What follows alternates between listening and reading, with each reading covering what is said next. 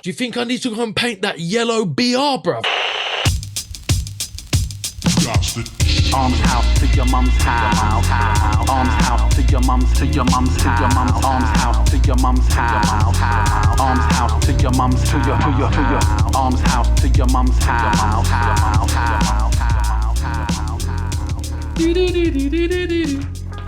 What's going on? The graffiti podcast called Arms House to Your Mum's House. Yes, party people, welcome to episode 105 of Arms House to Your Mum's House.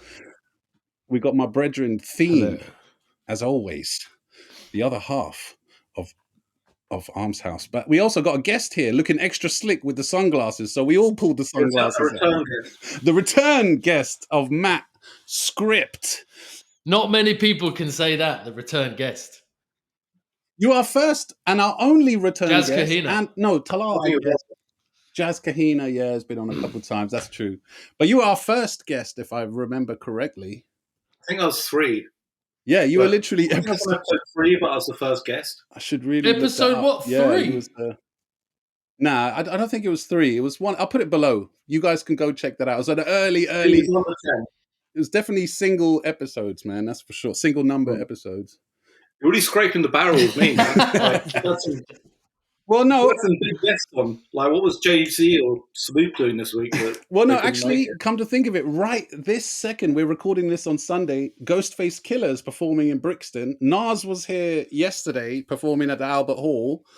And I loved it. I was watching on Instagram, Dirty Dyke was saying how he was like, why are all these like legacy artists now touring with an orchestra? It's like the people who fell in love with that classic album, Illmatic, we fell in love with DJ Premier's beats and Large Pro's beats and Pete Rock's beats. And then now you come to see him live and you're seeing some Ponzi orchestra playing that shit, man. And like everyone's already done it. And it's not even new anymore. People were doing it, early. Exactly. I want to go and I want to hear the fucking beats like made by those legendary producers, you know what I mean? But anyway, I get it for a one-off, but with the Roots, I get it because they can actually do it live. Of course. But the other, doing a Nas shit like that when everybody wants to hear, you don't want to hear it done like that. And if it's done like that, they have to kill it. Like, they have to kill it. Yeah, no, as a one-off, it's fine. But just like if I'm going to go see him live, I want to hear it, properly done. Also, I need to do a quick correction from last week. I embarrassingly claimed that the old 80s train writer Shock was... I don't know nothing about that Graff.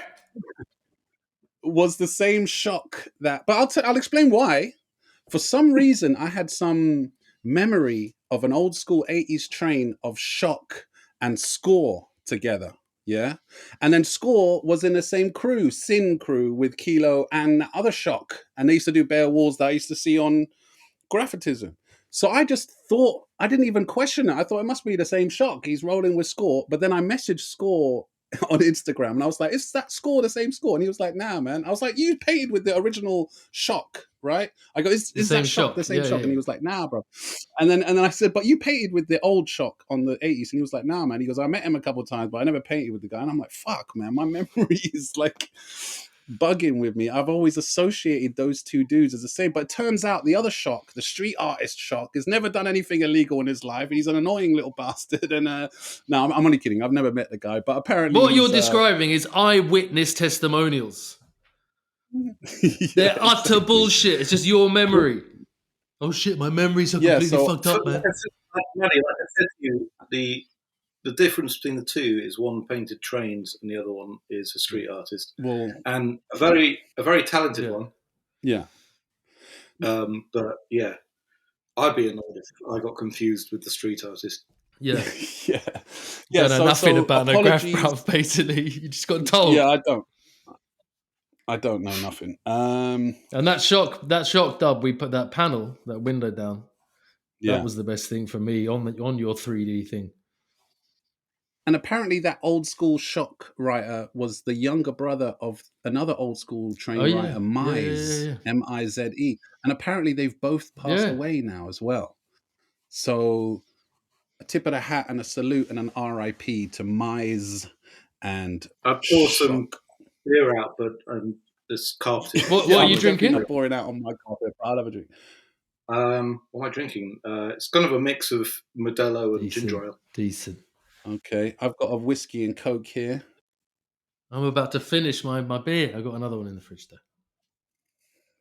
I've got a backup. This is brandy and ginger. Brandy and ginger.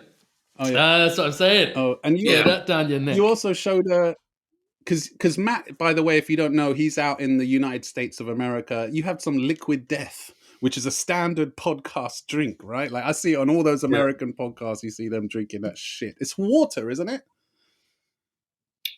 I specifically bought it just to take the piss because I was going to do a podcast. Liquid Death. Yeah.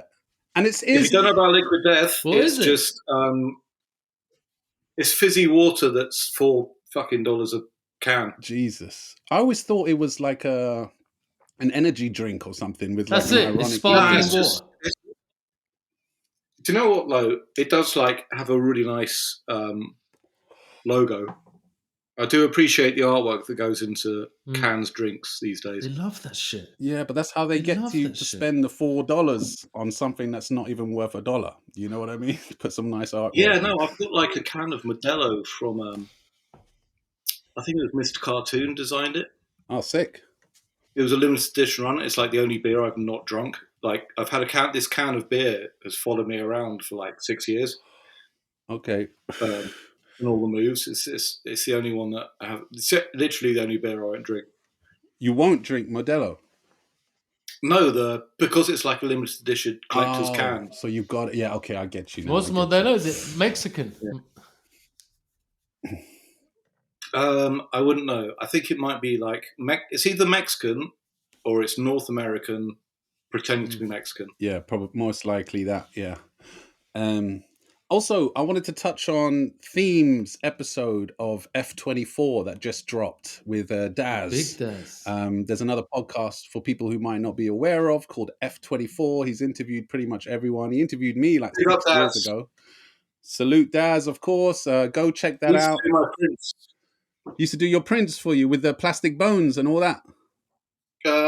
Just like my ones. Oh, okay. I think he did a few of those. So I used to go and hang out in his studio occasionally. It was always good time. Yeah, super cool dude. Also Radical Kiosk, which is his new thing now where they're doing zines. They're printing up loads of zines and they're trying to encourage you guys. If you have an interesting idea for a zine, reach out to him. He might be able to help you get it off the ground. And that's kind of fitting to the theme of today's podcast as well, which we want to get into, which is documenting graffiti. And that's why we have our esteemed guest here, because not only is he an illustrator and an artist in his own right, but I remember him from back in the day when we were teenagers. He always had his camera in his hand and he was always documenting this culture that we loved, because I was so shit at doing that, man. I never took pictures of stuff really. I had a digital camera. I took some pictures, but that was secondary. You know what I mean? I didn't place an importance on it. You know what I mean? At the time, I wish I did. Yeah, I wish I'd taken more pictures of people doing the graffiti. Yeah, back in the some day. of the spots. That's another thing. Yeah, it would have been The sick. stuff around Graff. I wish I could. There Graff. was a certain phase back in the day where I wish I could see my gums. It'd have to be quite a small phase, but I wish I could see my gums. It'd be fucking. But listen, before we get too deep into this, there's a couple of other things I need to get out of the way before we start this episode. I wanted to touch a little bit on Mike Tyson. I see people getting mad that they go, "Oh, we got scammed. Like it was rigged, and it was rigged." Like, why are people getting mad? How did you not realize before the whole thing is a scam?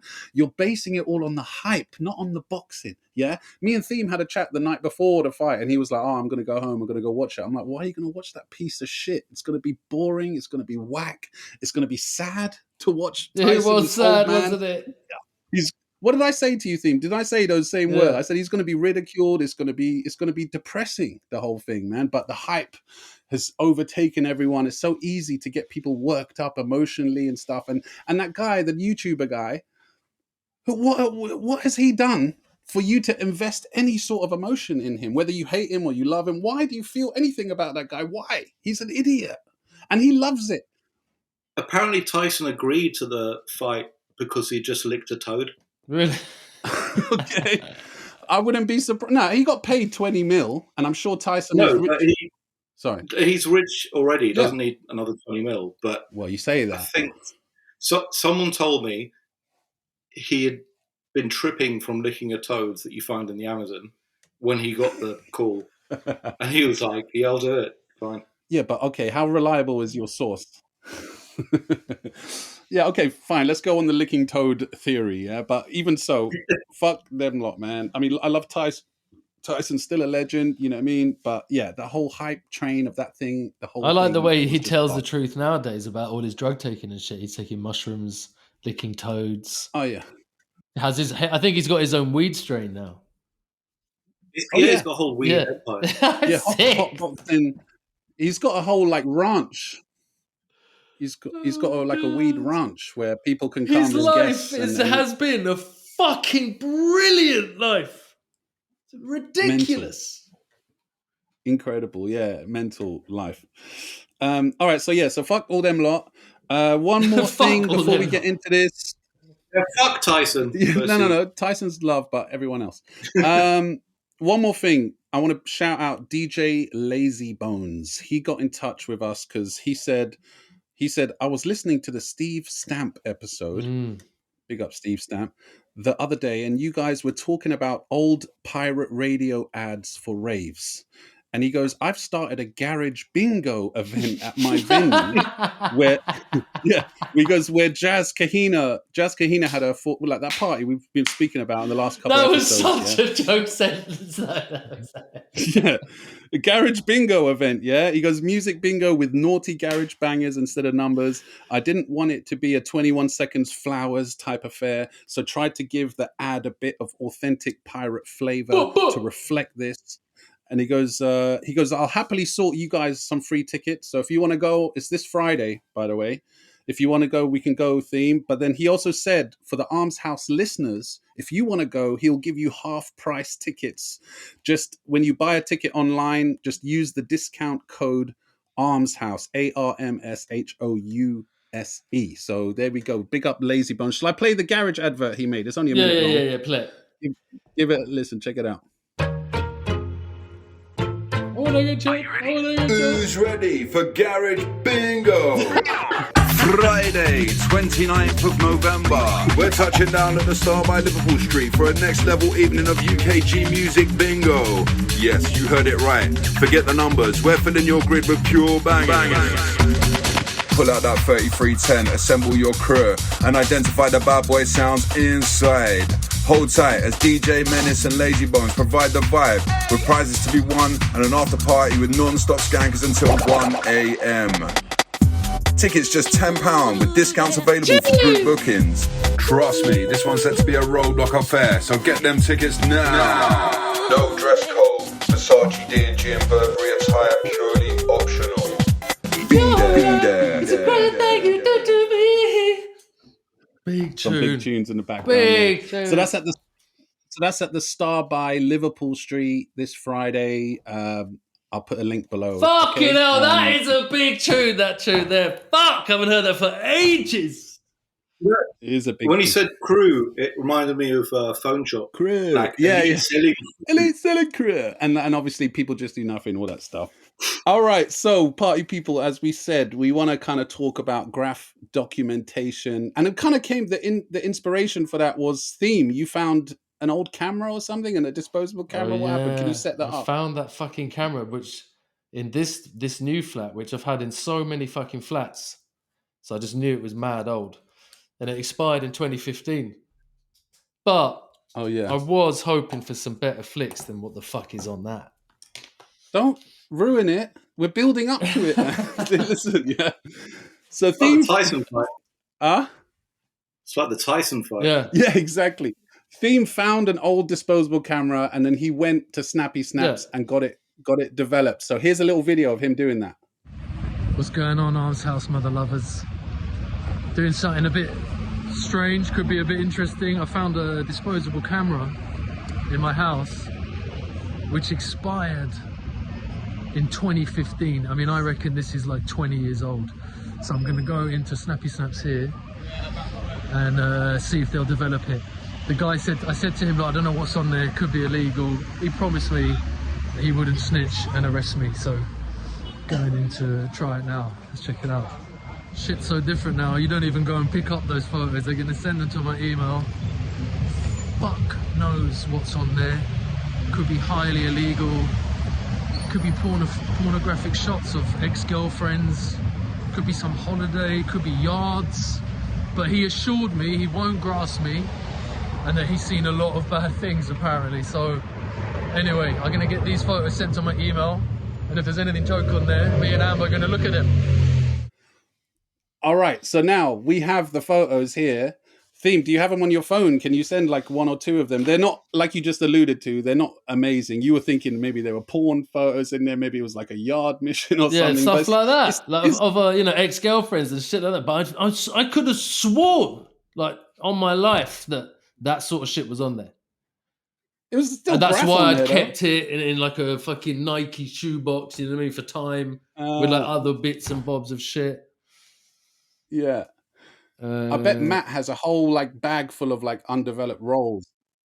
Got actual fucking catalogs of shit. Yeah. So, Theme, I don't know, maybe share one or two. It's just us painting down in Trellick, basically. It's a picture of us. I think it was, it would have been before 2015. Oh, it's making me fucking download it. I'm just going to screenshot this cunt and send it to you. It was just me and Jose doing some Graff down in Trellick. Oh, there we go. Yeah, there we go. So it's on the group thing if you want to check it out. It's like a theme dub, and me There's and like Jose. a nice old CBM thing there as well. I can't see it in the photo you sent. All the images are pretty shit. Oh, yeah. Yeah, so anyway, so it wasn't as great as you were anticipating, but that was kind of part of the thing, man. Like back in the day when we were developing photos, you didn't know what the fucking photos were going to look like until you got them developed. And it usually would take like 2-3 days. You'd be worried that, you know, they're going to call the police on you if there was anything too bait on the fucking thing. You'd usually have to get a mate, usually a girl, to go in to pick them up. You know what I mean? I mean, Matt, you must have mad stories like that, Matt. Did you ever get like turn up and there was police there at the Snappy Snaps? Or Boots? No, I had a relationship with the guy who developed my photos. It was like a photo shop on Portobello Road. Oh, okay. So if you're walking up Portobello, it's probably long gone. But just before you hit the Westway, there was a photo shop there that would develop all my flicks. Uh-huh. And he knew he was fine with it. Yeah, because that's the thing. Back then, it was a lot more popular, so there was a lot more of them around. Like, what was the famous ones? There was Snappy Snaps, there was Boots. Where else did people get photos? I don't know. This was like an independent one. That's why I liked it. Well, that's the thing. Yeah, there was bare independent ones as well. But it's always been Snappy Snaps or Boots. Those were the main ones. Yeah, and the anticipation. Like I picked that one for a reason because of the nature of the photos, you know. Mm-hmm. And I kind of like sussed him out, got on first name terms with him. Yeah, he was cool with, like, you know, I could have developed anything there, and he'd have been like, "Good to see you, Matt." Yeah, here you go. I did phone the geezer and ask him first before I left because I was at work and I belled him and said, "Look, I don't know what's on this phone. Do you still do those disposable cameras?" And he's like, "Yeah." And I said, "Well, I don't know what's on it. You know, it could be like illegal shit. I don't know. Like, can I bring it in? Or what are you going to do if it is?" And he said he wouldn't. I won't snitch. Is what he said. It'll be me myself doing it. And I said, "Okay, cool." It's always good to ask. Like, I used to do that when I was like I'm obviously not much of a bomber, but if I was getting like a train home after a night out and there were a few people in the carriage, I'd be like, "Does anyone mind if I?" And if they were like, "I don't give a fuck," I'd be like, "Cool." And if someone would be like, "No," I'd be like, "All right, yeah, you're kind of the person who would call the police on me." So that reminds me. Just asking on the carriage, can I get a that reach? reminds me, you know what I used to do on the night bus on the way home? Yeah, I'd be at the top deck. It'd be 2-3 in the morning. I'm coming home from a rave. I'm pissed. I'll be at the top deck right at the back. And I used to stand up and go, "Everybody, does anyone mind if I smoke a spliff on here like that? Yeah, and no one piped up. I'd be like, all right, cool. Like that. I'd just bun a suit on the top of the night bus. Mate, can Sorry, we have a reminded me moment of for that. the night bus back in the days? The top floor of the night bus back in the days was like, all of us have experienced that. It was fucking brilliant. It was ridiculous. Loved Like, it, it doesn't man. exist now. 100%. It was Mad Max. Well, Getting a night bus back from central London to West Fucking London, brilliant. it was like Mad Max. it was like Mad It was Max. insane. It was It was nuts. Like, fucking there'd be brilliant. all sorts. It was so good. Like we'd sit. Like there'd be people like, you know, catching tags. Yeah. There'd be people Scratching. fingering each other, fucking. Just, Stinks of weed upstairs.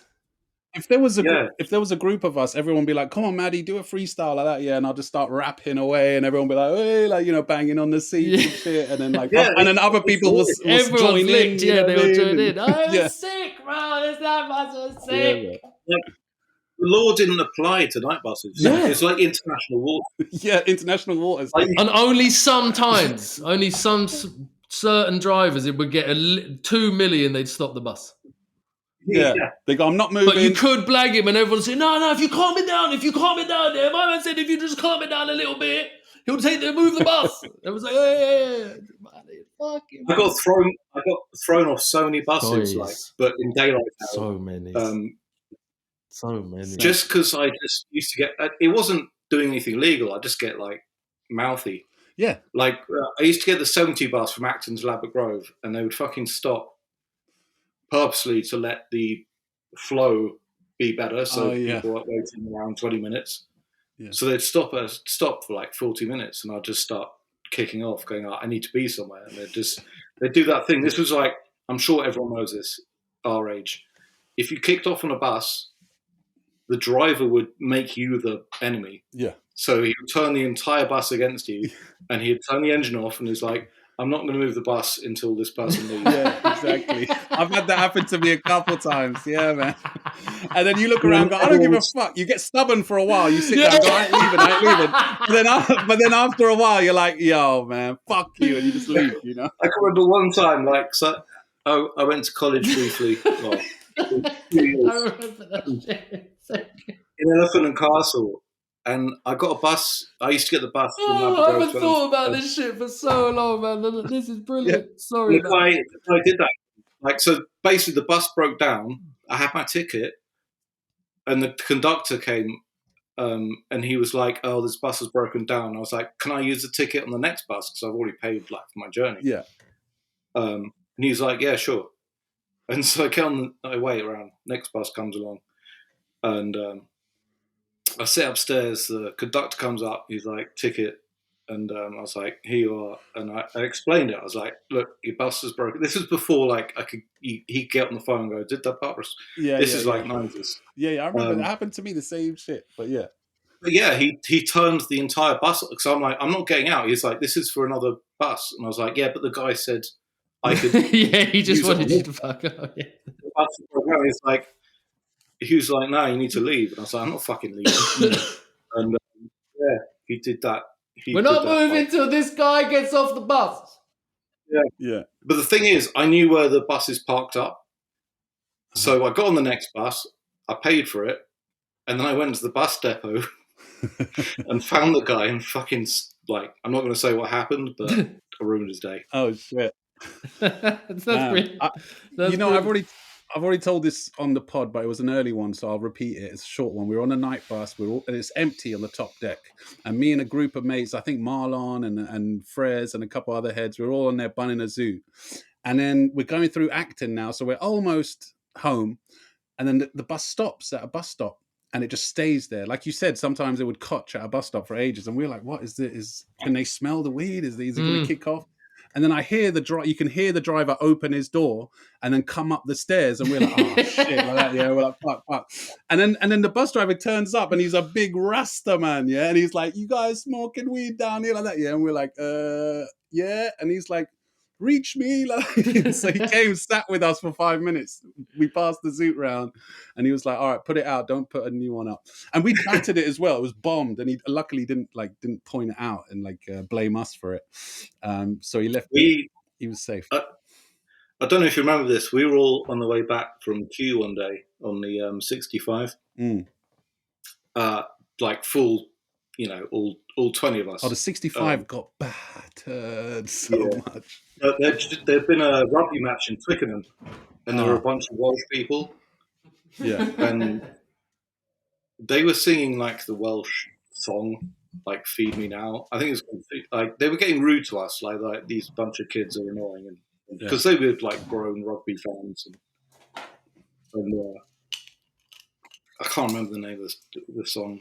I think it's like the Welsh national anthem, "Feed Me Now" or whatever, and I just shouted, "You've been fed enough, you fat cunt!" And then everything just went from there. Just went mad. Do you remember that writer? I'm not going to name his name, but Baddie. Of course, Baddie. Yeah. The Irish bloke, no? Yeah. Him and Adolf just fucking started laying into these people. Oh, mate. And didn't they used to roll with a little scrawny dude called Retta as well? Do you remember Retta? I remember, right? Yeah. R.I.P. Retta. Oh, is he? Oh, right. R.I.P. Yeah. I think I remember hearing that, actually. Adolf was your cousin, Maddie, no? No, Frez's cousin, but basically like my cousin, yeah. Yeah, man. All right, so enough about night buses, man. But yeah, night buses were... night buses are brilliant. And, we're going to talk about documentaries later. On Kings and Toys, one of the bits when he's telling about Zonk paying him on the bus, always the bus was mentioned back in the day. Well, okay, you know what? Before we get into the documentation, because we want to play a couple of tunes, let's get into a song, yeah? I think, Matt, your song is really beautiful, so I want to play that right at the end. I've got a tune, but let's get into Theme's tune, because you want to play 38 Spesh again, even though he blanked us on... I sent him a message saying, you want to come on the pod? And he was like, what's your budget? I'm like, 0, bro. And then no reply. So, bun 38 Spesh, but this is still an ill tune with Benny the Butcher. It's Benny the Butcher's tune, no? Yeah, Benny what's the Butcher, the album called again? It's like Stabbed and Shot or something crazy. Stabbed like and Shot 2. It's Butcher and 38 Spesh, no? Yeah. But this one's featuring Elcamino and produced by V Don. It's called Power. Let's just get into that, man. Nice. Yo, I was guilty as hell, wink tail, so I feel innocent. Take me back to my cell so I could build inner strength. Push-ups, pull-ups, and dips. I'm real militant. Who would have known I come home and build businesses? Look what I own on my own. I'm still killing shit. Bought enough whips to fill dealerships. Y'all niggas worry about IG pics. Them still images. Them identities ain't theirs. They still quit images. Playing with that motherfucking real money and take that shit to Hefe. They come through the mail the next day. Traffic is a decade. Turned my $1 million wrist into $1 million neck ache. They wonder if my debt paid. And Wendy, I got my head shaved. And the L, I got my bedroll. It's us against the death toll. So you gotta respect hoes who keep their mouth and their legs closed. I'm riding top down in the Benz, and I can hear echoes and stutters from dead hustlers who made their deals with the devil. Spending thug, mama raised the plug. I could hold a grudge, or I can show you love. Pants pulling up, ain't no roof up there above. Mountain at the top, and ain't no room up there above. Now it's Nice, quiet in that room, fuck the DA, fuck the judge. Flying in that coupe, got the meaning of the rub. Keep the bad bitch, I'm sure she seen What you coming, nigga? Seen a lot, Yeah. seen no trace. Just bought a watch that I'ma pass off in a year or two. And built a brand new crib with walls I can hear through. Who gon' catch you when you fall? Treat the gang like a parachute. We like the Navy sign, get a gun chain and a pair of boots. Now we ain't breaking interrogation like uneducated fools. That's nice the way Stay they go quiet together like that. Meditation rooms, no snitching. I know bitches in a better place than dudes from selling weight, while these niggas selling plates of food. I was frustrated, temper, short fuse, but never let your situation regulate your moves. And Yes. the next time you see me, I'm in a better place, improve, cause we grind all winter. Yeah. We don't celebrate to June. It was nigga. sequel, had everything to gain and everything to lose. So we opened up them traps like they was FDA approved. Ain't nothing like these featherweights. Y'all better play it cool. We all got money, but power was gonna separate the room. Regulate your mood. Never let your situation regulate your mood. Thank Another you slow for one. Thanks for putting me on to O2 The Real. OG Yeah, the real. he's on that, isn't he? He's on Stabbed and Shot too. Yeah, I think so, man. I think I remember seeing his name about on that, man. He's doing all right, man. Again, another slow, laid back beat. They love their slow, chilled beats. I love how they're coming in, back and forth. Some classic hip hop shit. I like that. They man. do Very nice because those slow beats are a bit, obviously they're a little bit more difficult to do well. Well, yeah, but they give you room. If you're doing like real, they give you room to maneuver. And if you use that room, then you're doing good. Yeah, man. All right, so we're going to kind of list out some of our favorite documentaries, Graff documentaries. We're going to talk about like things that maybe affected us, especially in our youth when they were hard to come by. Now, obviously, you just go on YouTube, whatever. But back in the days, if you're not familiar, to all the young'uns here, obviously we had to get VHSs, magazines, and fucking, maybe like LimeWire when that was first coming around. It took fucking ages to download it and shit and stuff like that. I also asked on the Instagram stories, I asked you lot out there to tell us some of your favorite documentaries. Obviously, some of the big ones were, Wild Style obviously came up a lot. Hold on, let me close my door. Wild Style was a big one. Oh yeah. That's with Lee. Oh no, Style Wars. Sorry, not Wild Style. Style Wars. Wild Style was pretty fucking big though. But that was more of a film than a documentary. But yeah, it was great. I just want to throw this in here quickly. If you have a collection of all the old visual graphics VHSs, don't lend them to Matt. Okay, yeah. You'll never see him again. Yeah. They're gone. Yeah, fair enough, man. Big up Matt, though, man. He's got sticky fingers, you know what I mean?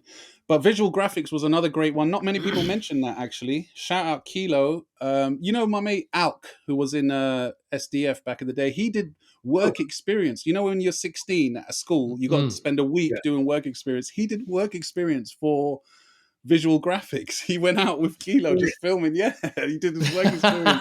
I'm not even kidding. It was so fucking sick. My work experience was what? I was in Twickenham Studios while they were filming The Demon Headmaster. Don't know if you remember that program. I remember the name, but I don't remember it. The show itself. My job was walking the dog actor and picking up his shit. Okay, nice. Because I know you said on the first. Wait, that was your part, walking the dog and picking up the shit. No, just looking after the dog. Yeah, he was not on camera. I would just have to look after the dog. You were the dog fluffer, basically. Yeah, you were the dog fluffer. Yeah, while he was off cam. Dog. My work experience was Kit Kat advert. Some ad agency doing some Kit Kat advert. All right, okay. Have a break, have a Kit Kat. Yeah. I worked for a civil engineer technician. My dad's friend was a civil engineer, and I just sat in his office for a week. Do people still have to do that shit? Because you had to do it for 1 week, didn't you? Yeah. Had to do it. Yeah, man. A lot of people in the Instagram, they mentioned Dirty Hands, but they were specific and said, because Dirty Hands is it's a Parisian graph. Dirty Hands 2 was the one. Well, a lot of people said Dirty Hands 2 and 3. For me, it was the first one, man. I loved that one the best. When that one scene where they all jump down, the train pulls in on the station on the other platform, and they all jump down, batter the one side, and then they all jump up, run up the stairs, and then they follow him with the camera, and then they go up to the woman who's like behind the glass, and they all just run up to the glass and start tagging and scratching. That scene stuck in my head, man, when I was a kid. And I was the GT sequence in Dirty Hands 2? The which one? The GT, because they kind of split up by cruise. Yeah. The GT, Paris, had a section. Yeah. And this is part 2. I'm friends with I'm going to watch this. Yeah, this is 2. I was talking to him about it, and I was like, "Where were you, man?" He was like, "Yeah, it was in Bangkok." And he was like, "I'm glad because everyone got arrested at the end of that." Oh shit! Yeah, that's not many people know that. I think they got pinched as they were doing the footage, and they got hold of a bunch of the footage probably, and then they used it to convict a lot of people. Yeah, no, I think they got pinched on site while they were doing it. Jesus, while filming, yeah. Damn, it's gonna happen to us on the Arms House soon. And Yeah, I mean, that's going to be the best episode when you both get like failed. Well, there was one where we pretended to get nicked at the end of the episode. Remember where we ran off and people were messaging us going, "What happened at the end?" I was like, "No, we would fucking." Yeah, I've seen that a couple of times. Acting. On other videos. But also theme, like, because that's another important thing about these Graff documentaries is the baitness of it. And like, obviously they wanted to release it and there was a huge market out there of people just salivating, wanting to see more and more Graff footage, and the more hardcore, the better. But there was that big risk involved, especially early on when people didn't even really realize what that risk would have been, you know what I mean? And put a lot of bait shit out there and ended up getting nicked and stuff, you know? Yeah. Do you know the way it affected me when I started watching that was that kind of footage was no one really gives a fuck. You know, when you're younger and you're like doing a tag, you'd be like looking around. Like, did you? Yeah. If there's one person nearby, you'd get shook and wouldn't do it. And you watched Dirty Hands 2 and you were like, no one really cares that much. Yeah. You overestimate how people will like be like, oh my God, someone's doing a tag. I'm going to get on the phone to the police. Like, for most people, they're just like walking home from work, don't give a shit. Exactly. Yeah, that's not going to give true. a fuck about some you getting a reach. Yeah, exactly. And when you're doing something illegal, you kind of you're super digi, and you think everyone's looking at you and everyone's expecting you to do something. No one gives a fuck about you know. You could probably do a tag, no one would even fucking bat an eyeyelid. Not all the time. There's like a saying in therapy that like people feel like they're the star of their own movie. Yeah, exactly. But in reality, no one gives a fuck what you do. You're not even an extra. You're the guy walking the dog and picking up the shit. Yeah. Recognizing that no one gives a fuck is very helpful, because then you can just start moving more casually when you're doing illegal shit. Yeah, the more casually you are doing it, the less attention it attracts. You know? And also, I do that a lot these days. Like, for example, Dirty Hands, when they were battering it and there'll be like 15 people in one carriage, everyone's like tearing the things apart and like actual complete damage. When most of the time it's just one dude, like, you know, trying to catch tags here and there. And when you're doing it, especially as a young'un, you think, oh, I'm fucking painting on this thing and it's such a big crime. But when you grow older as well, you're like, and let's say someone does pipe up and complain, you're like, what? I'm fucking writing on the wall. Gives a shit, bruv. You know what I mean? When you had an empty carriage. Yeah, and you knew the next stop was going to be a busy stop, and then blatantly someone's going to get, and you absolutely batter the insides, and then you quickly sit down, and then the train pulls in, doors open, people get on, and you're thinking that everybody that it reeks. When it happens to that, it reeks, but then someone will come on oblivious and then lean against your tag, and you're like, it's still wet, and it's like the guy gets up and you can just see it's all on him, and you're the only person on the fucking carriage sitting down, and it's just absolutely battered in this fucking all the windows and shit. There's when I was in Chicago, I was chatting to this writer. He writes Orphan. He's a fucking king. And I was like, what's the situation with like the cops here? Like, what if they catch you painting? And he was like, how old are you? And I was like, I'm like in my early 40s. He was like, well, chances are the cop's going to be like younger than you, so just tell him to fuck off. Yeah, exactly. He's like, you're the grown up in the situation. Yeah, get away now, get along now, son.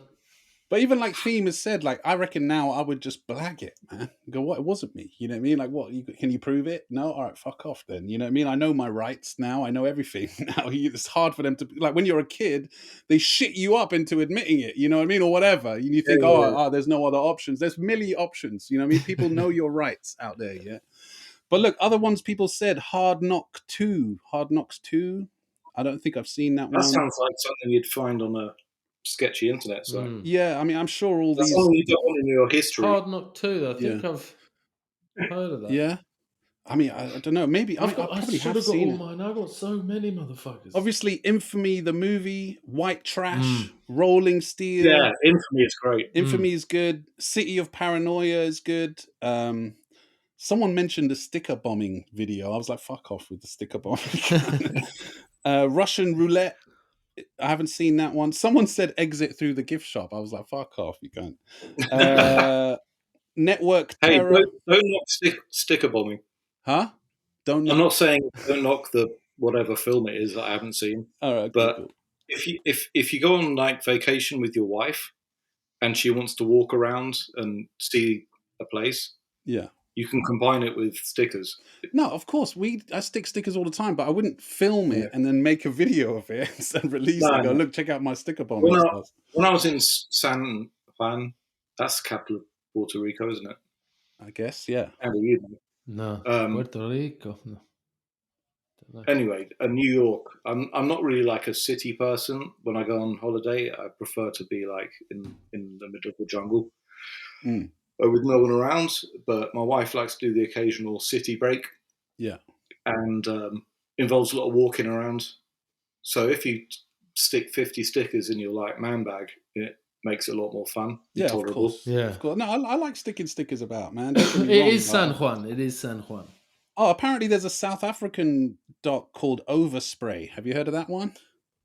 No. I probably should have, as I lived there for 3 years, but I haven't. All right, there's another one called Just to Get a Rep. I remember that one. I can't remember what it looks like, but Solvent Abuse, that's one from Newcastle. These are ones. Yeah, that's a good one. Remember that. System Tumors. Oh, Jizo. Jizo is that Australian writer, right? Yeah. Who they follow. That was well funny. I remember watching that, but that was a long time ago. That's the one where he's like with a dictaphone going, if I get caught by the police, I'll just say this, no comment, like that. And then he keeps saying, no comment. Yeah, he robbed someone. He robbed someone on camera as well. He was like, I'm taking your paint, mate. Yeah. You're a fucking toy and I paint trains. Yeah. Oh, man. And obviously another very popular one, which I think is Theme's favourite one, is called Kings and Toys, that came out on Channel 4. That's my favourite too, yeah. Your favourite as well, Matt, yeah? I love it. It's definitely in my top 5. I love that when it came out as well. That was just at the right time where we were all glued to the TV. Everyone watched that when it came on. There was a part 1 and part 2, right? Oh, no, it was all in one. No, yeah, it was all in one. That was really because it was more focused on London. What you're saying there, that's capturing that's like important for a documentary. If you drop it at the right time as well, then fucking hell, it's like tenfold what it means.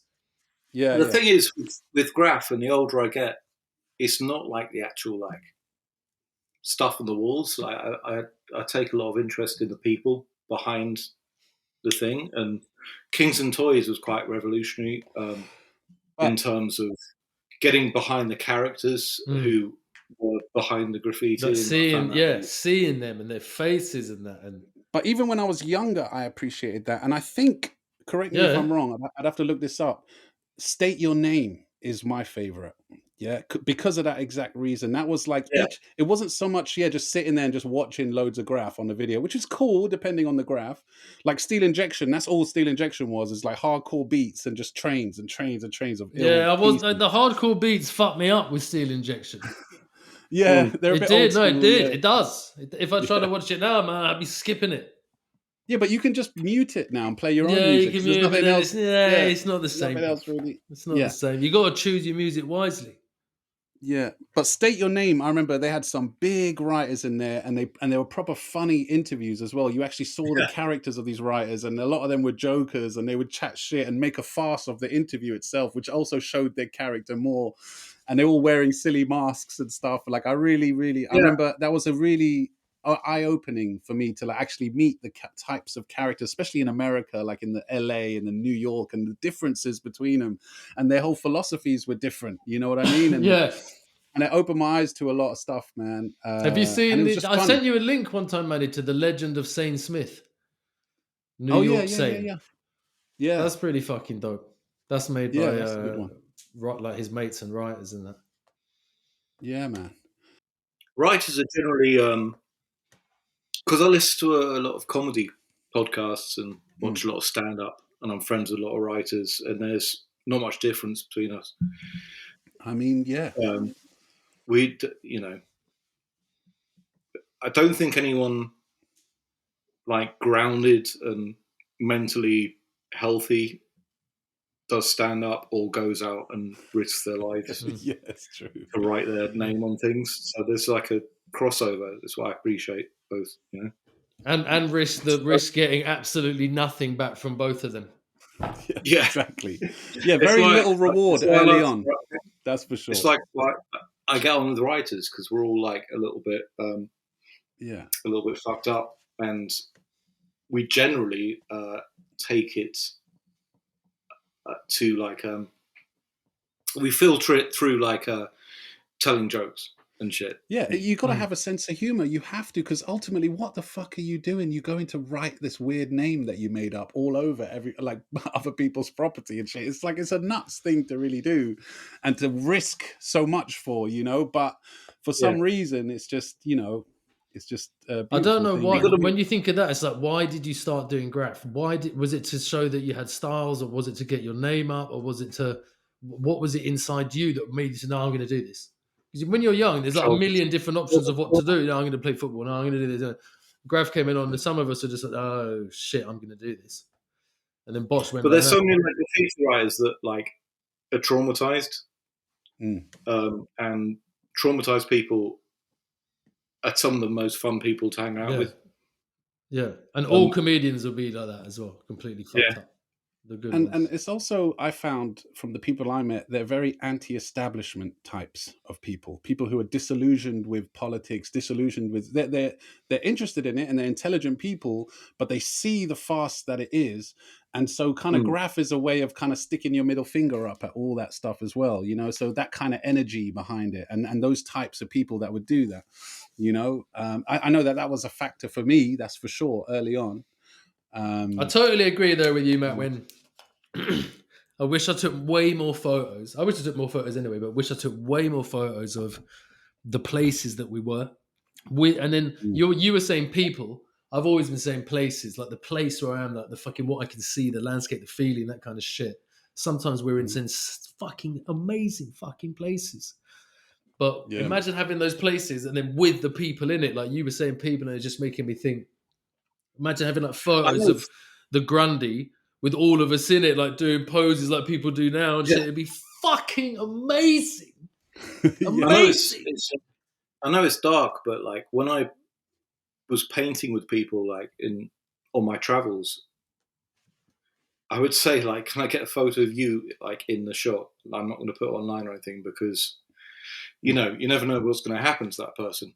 Yeah, it's true, man. And it's good to have like, I'd rather have a photo of the person than the piece, Yeah. And it's more memorable of that point and shit. It's But the thing is, even back then, when we didn't all have camera phones and stuff, but even back then, people were careful not to show their face in photos. Like people were very much still on that, man, early on. So it was. That's what Matt was saying. Kings and Toys. When people for me, when I was sitting back watching it, and then suddenly Zombie comes on the telly. Yeah. And I'm like, their face. What? Do you know what I mean? Like, what? Yeah, but it's right on the TV. Shows his rate tat on his arm and shit. Yeah. You're like, what? No, teachers there like, but nothing can pay for that all night. Do you know what I mean? You're like, no, rewind it, bro. Like, what's going on? Watching the DDS chatting with them, you're sitting there, you're like, no That's exactly why I thought about it. Like, because before then, you just saw the pieces. Yeah. Like, you just saw the bags and the pieces. You didn't know the people behind them. And then Kings and Toys came along. Yeah. And you got Zombie, like, just having a little chat. In his voice, do you know what I mean? My mum and dad can't stop me, do you know what I'm saying? I'm like, no one else is going to stop me doing Graff, do you know what I mean? Bosh, and he stuck to his word, Bosh. And it was even... that kind of... And it was even more mental back in the day, like, because these people were gods to us, man. Yeah, gods. And then you see that they're just humans, you know what I mean? When you see stuff like that, you're like, oh, fuck, man. And then he hasn't aged. No, not at all. Not at all. You see that bedroom there where there's that black geezer lying back, and everyone on earth was like, it's touch. And then when people heard it wasn't touch, like, it's bleeding, like something like Cos's cousin, turned out to be just like Ray's cousin. Yeah. Oh man!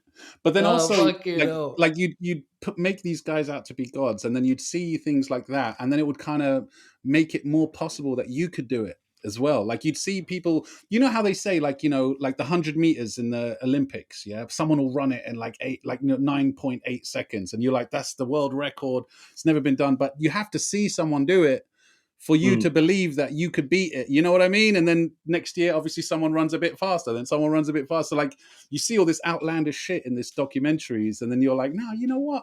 We can do that. You know what I mean? Or like it makes it just more feasible, more possible. Whereas before, when it comes along. Like it's a surprise when it comes along. Like you have to, you've probably both had these moments, but because of our age, and that generation of DDS are slightly older than us. But now, like, we're kind of all exactly. But yeah, no, I just remember one moment in White City.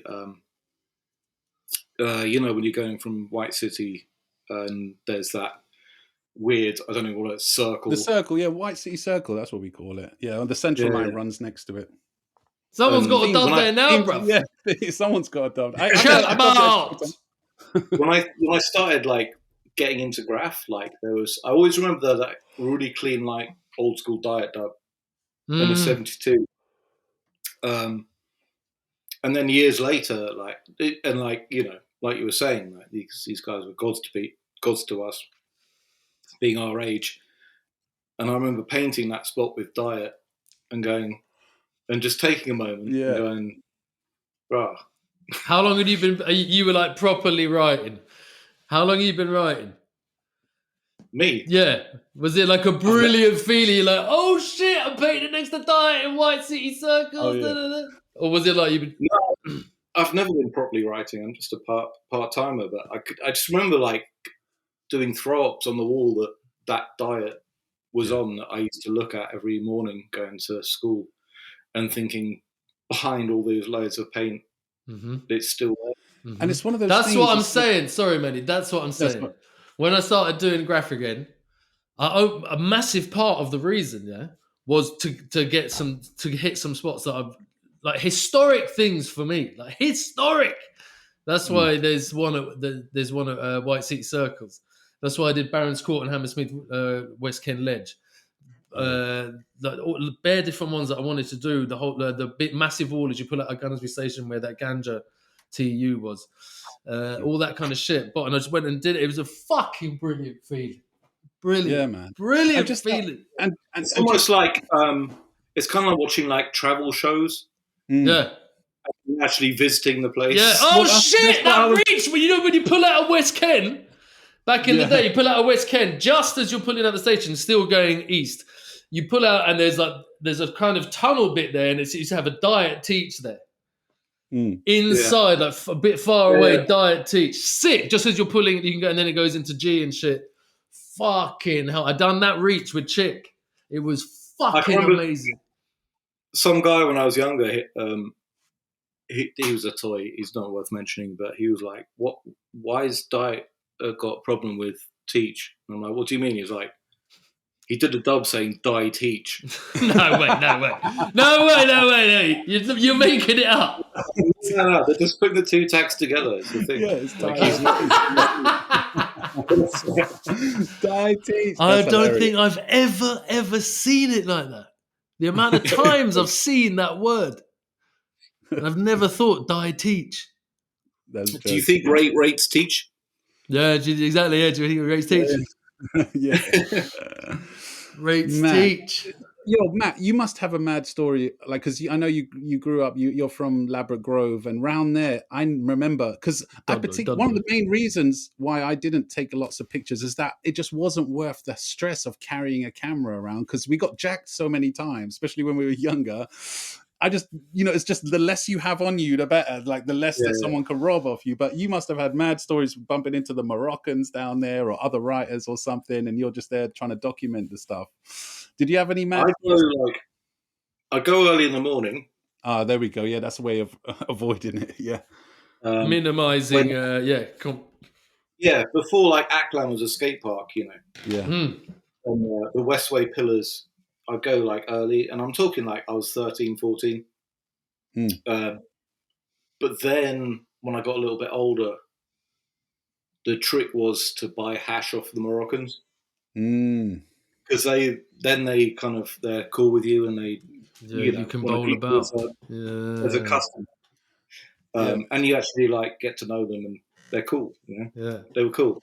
I never had a single jacking in Ladbroke Grove. It was always like in my fucking private school uniform, coming back from school, like going through Acton. But I never. Yeah, do you know what? I never got jacked in Ladbroke Grove. Yeah. No, I definitely did a couple times until I learned that the Moroccans, if I could speak Arabic, so I realized, if I speak Arabic, then they'll leave me alone. And it took me a couple times to realize that. But then after that, I was fine after that. But I remember hearing that story about Praise going down there, and they caught him, and they nicked all his paint and they spray painted him, like his whole body. They just like held him down and spray painted him. I remember hearing about this story. Is that true? Yeah, apparently. That's what I heard. Well, who did that? The Moroccans. Le Maroc. Yeah. They were causing havoc down there, man. I remember they used to wear the shot jackets. It was a wild time. Fur. Yeah. And there was another country that was known for Somalians. There was a group of like around Acton and East Acton and North Acton and Chiswick, Somalia. Like, if they come, bruv, it's over, bruv. No, it's over, bruv. Like they just open the boot and just pull out machetes. And there's all that mad rumors, if the Somalis came. Any Somalis listening, it's Somali, not Somalian. Oh yeah, Somali. It's what? It's what? It's Somali. Somali. Yeah, come on. Yeah, I used to live on an estate with a lot of Somalis, and they get really pissed off if you call them Somalians. Yeah, that's because in the 90s it became like a thing, Somalian. Yeah, but I used to hang out with bare Somalis, all Mukhtar and all them lot down in Hanwell and shit. Yeah. But the guy who tried to jack you for your jacket in Broadway was Somali, no? He switched on me. Yeah, that was Mukhtar. Yeah. But have you ever tried to fight with a Somalian man? Somali, sorry.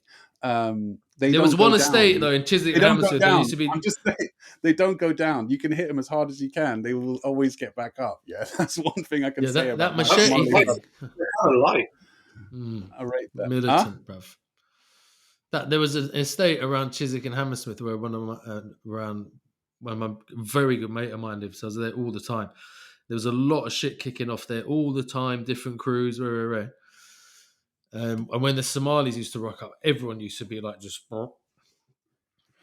like, I used to say I was Muslim, even though I'm atheist. I used to always tell them I'm Muslim, because they didn't speak Arabic; they'd speak a different dialect in Somali. So I would just be like, I'm Muslim, like that, and then they'd leave me alone. They'd jack everyone else. Being Muslim or saying you're Muslim helps you get out of a lot of shit. I'm telling you that now. Right, maybe I'll convert. Yeah, I don't know why. Yeah, do you reckon I'm the typical geezer, like white skin, grey hair, going to prison, come out definitely converted to a Muslim? Oh yeah, for sure. You have a big beard. Definitely, yeah. Man, this is I mean, if I ended up in jail here, I would 100% convert to Islam. It would be that or white supremacist gangs. Oh yeah, what over where you are? Shit, yeah, of course. The tattoos, bro. Yeah, like if I had to choose, I don't know. I don't think where the prisons are actually run by the different gangs, and that's segregated and shit, separated from the different zones and shit. Fuck me, man. Yeah. You'd have to. I think I'd join the Mexicans though if I was out there. I'd be like, "Hey, carnal." I'd be like, "I'm vato loco." They'd say one or two words, and you'd be like, "Okay." All you could say was "Ese." ¿Qué pasa, ese? It's wild here. Like it is true. Like the films you see and programs, like, and friends of mine that I've spoken to that. So, like in Chicago, I was friends with black people. I was friends with like Mexican people and Latinos from Central America. And, multicultural friends. Yeah, yeah. I'm so white. Yeah. Privilege. But yeah, they used to tell me like when you go to like county jail or prison, you just go to the colour that you're the same. Yeah, you can't. Madness, man. Mental. Even if you don't have a racist bone in your body, like if you're white, you go to in county jail. You go to the white bar. Go with all the NFs. Yeah. If you don't want to get stabbed, you kind of got to do what you got to do. By the way, while we're talking, I'm going to be flashing up just random images from Matt's collection. Whatever he sends me, I'll just be posting random images here and there. Unless there's something specific people want to talk about. I mean, there was this one here. I'm posting it on the group if you look at the WhatsApp. What was that zine? This is a zine, yeah. It's called Best Foot Forward, man. When you showed me that, it brought back mad memories because I remember this front cover of this naked chick bending over, sticking up spray can in her panani, man. It's really fucked up. But I remembered that one going around, man. Oh, my days. Yeah, I always used to support zines, like, because but they felt more... What country Graff is this from? Is Best Foot Forward? I think it's... Wasn't it Dutch? Was it Dutch or something? I can't even Rail remember. industry. No, it does. It's all in English in there. Rail is it industry, British? trespass, and vandalism.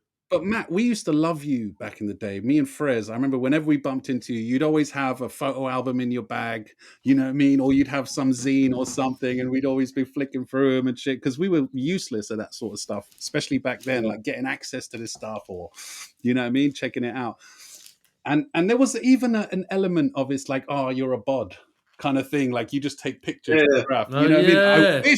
I wish I fucking did. Now I regret it. I wish I fucking did. And I rate people like you for documenting it. Imagine there was no one documenting it, that stuff back then. That would have been crazy. But there's people like you, obviously, you know, visual graphics, Kilo, like, you know, who placed a lot of importance on not just doing graph, but like fucking showing people what was being done. You know what I mean?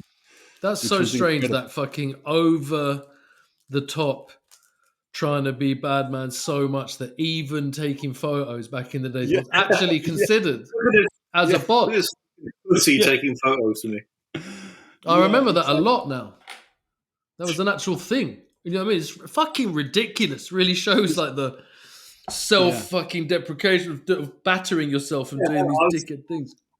Yeah. I told Maddie over WhatsApp that one time that I remember I bought like a Kangol hat when the Beastie Boys album Check Your Head came out. Okay. So I bought a Kangol hat with a bobble on it because I was young and impressionable. And he took it off me on the bus and put it on. And then he did like an impression of me going, "Oh, graffiti, graffiti." No, who did that? Who did that? Who did that? Frez did that. I did. Nah, I wouldn't do that.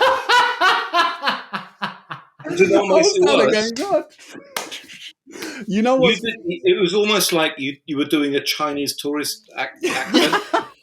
Oh, graffiti! Ah. Oh my god! I'm sorry, Francis, like a Francis Bourgeois, whatever his name is.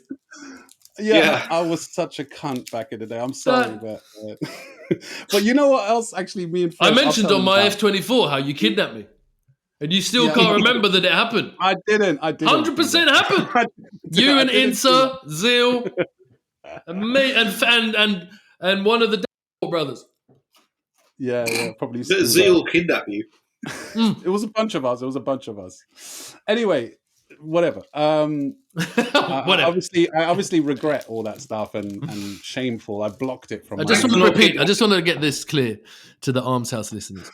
I was walking down the street in London City and a car pulled up and kidnapped me, took me from where I wanted to be, where I wanted to go, threatened me to get in the car. So I got in the car and was sat in the middle, was immediately surrounded by everyone. That is 100% a kidnapping. The person in the front seat, passenger side, was Amba SDF. Amba SDF. The car then moved and they took me away. I deny everything. They had baseball bats and something else, but Insa had a baseball bat. All I can say is, Theme, you're lucky we didn't put you in the boot, okay? So count your lucky stars, bro. Lucky it wasn't a van. Yeah, lucky it wasn't. I'm lucky you weren't the Somalis. Yeah, exactly. But now, Matt, I want to tell you this as well, because you know I love you, yeah? But back in the day, like, you just reminded me, like, I put your hat on and I was like, oh, look at the photo taking the piss. Whenever me and Frez, like, mentioned you or someone mentioned you, we'd always go, oh, Matt. like so you trying to take a picture on a moving train. Like, it was just funny to us, yeah? Because a lot of the photos you had, a lot of them were blurry because you were from the window trying to take them really still as possible, like track sides and shit. And so a lot of things were like labeled gay back then. Yeah, everything. Mate. Everything. Mate. You kind of switched out of like the toxic masculinity lane. Immediately gay. Yeah. Exactly. Even the way like your fucking grip tape on your skateboard is designed and like that. If you do the line there, gay. Across the scale. If it's 100% like that. It was and like I've got a lot of homosexual friends. Yeah, so they understand. But if they're our age, they'll remember that. You know what I mean? They'll be like, yeah, it's true. The latest like the generation now doesn't understand like gay doesn't mean gay. It's not like it's not like a diss. Yeah. It's like it's a fine line, really. I prefer not to use any sort of stuff like that now because I've got you're fucking members. gay. You fucking gay, bro. All right, bro. I've got family members. I got good friends of mine. You know what I mean? And they've told me that they grew up like traumatized by all that shit. People calling shit gay. That's why they stayed in the country. Like if you were calling like didn't mean homosexual, just meant this is fucking brass. Yeah, but it was a derogatory term. It's either gay or brass. And but it's still. It's like if something's shit and you go, oh, look, that's Arab. Look at that Arab thing over there. Yeah, that's Arab. Oh, it doesn't mean Arab like you're Arab. It just means it's like, nah, fuck off. Like, I'll be like, fuck off.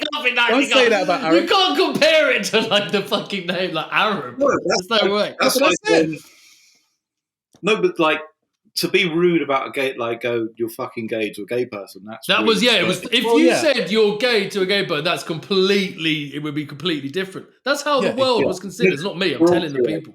If you just said, "Oh, that plant is a bit gay," gay was gay. That's gay. It's not like a cuss. But it comes from. It is now.